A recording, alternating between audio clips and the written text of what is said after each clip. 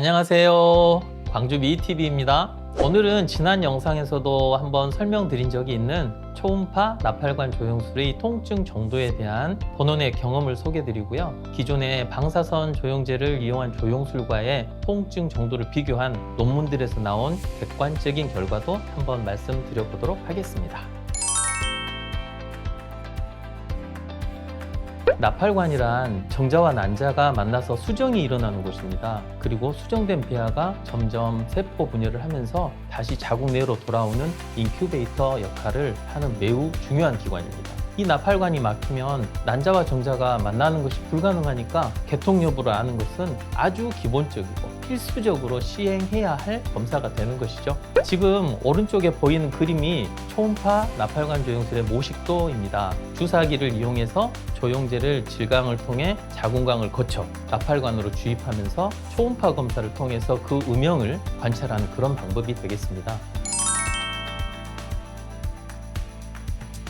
기존의 조영술은 뼈와 밀도가 똑같은 조영제를 쏘면서 방사선 필름을 찍는 거고요. 초음파 조영술은 초음파상에서 반사되는 음영을 만들 정도 수준의 부드러운 조영제를 이용해서 초음파 영상을 통해서 개통 여부를 확인하는 방법입니다.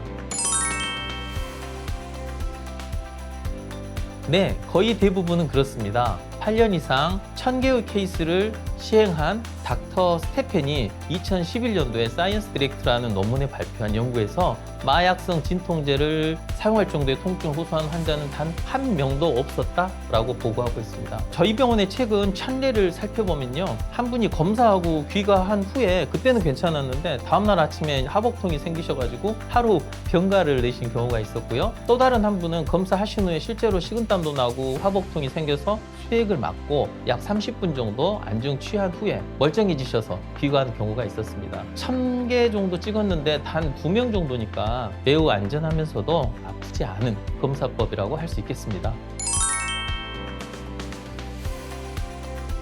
이 두 검사를 시행했을 때 객관적인 통증 지수 비교법을 통해 결론을 낸 논문들이 있었습니다.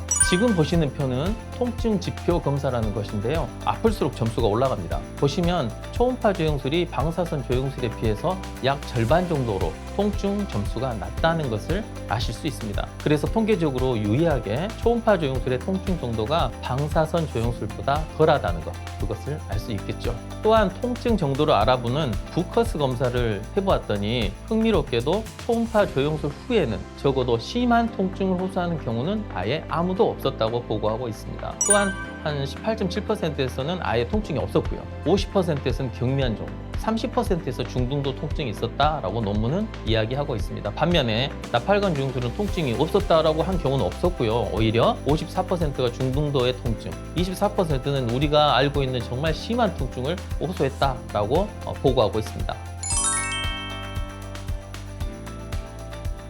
민감도와 특이도 같은 통계학적 용어로 말씀드리면 조금 어려울 수도 있겠습니다만은, 연구에 의하면 민감도는 75에서 96%, 특이도는 67에서 100% 정도로 보고하고 있습니다. 민감도라는 게 뭐냐면요, 있는 것을 있다라고 말할 수 있는 확률이에요. 그리고 특이도는 없는 것을 없다고 말할 수 있는 확률로 이해하시면 됩니다. 기존의 조영술이 민감도, 특이도와 비교했을 때 비슷하거나 더 나은 방법이라고 주장하는 논문들이 여럿 있습니다.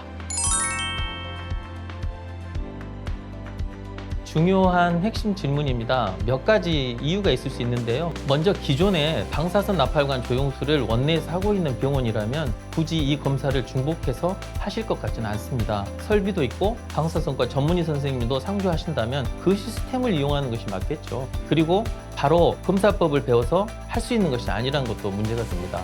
논문들을 찾아보니까요, 적어도 50케이스 이상은 해야 판독 하는데 감도 오고 시간도 덜 걸리고 조영제 사용량도 줄어들고 통증 정도도 감소한다라고 말하고 있습니다. 결정적인 문제는 따로 있을 수 있습니다. 이건 영상을 보시는 분들뿐만 아니라 의사 선생님들한테도 해당되는 이야기인데요. 두 가지 조영술 모두 100% 정확한 게 아니니까 오진, 즉 판독 오류가 발생할 수 있습니다. 그런데 방사선과에서 조영술을 해서 양쪽 나팔관 폐쇄로 나오면 난임병원에서는 이제 시험관하게 시술을 하겠죠. 나중에 다른 이유나 상황이 발생해서 다시 방사선 조영술을 찍었는데 정상으로 나온다고 해서 이 방사선과 선생님들은 단순한 판독 오류를 한 거니까 실질적으로 막혔다고 판독해서 얻는 게 없습니다. 하지만 난임병원에서 촬영하는 초음파 조영술에서 양쪽 나팔관 폐쇄로 나올 경우 시험관하기를 하겠죠. 그리고 어떤 상황이 발생해서 다시 방사선 조영술이던 아니면 초음파 조영술을 했을 때 촬영한 결과가 정상이라고 나오면 판독 오류가 있었던 것임에도 불구하고 마치 불순한 의도로 시험관하기 시술을 유도한 그런 경우로 오해할 수가 있습니다. 그래서 매우 경험 많고 오랫동안 검사를 한 난임 전문의가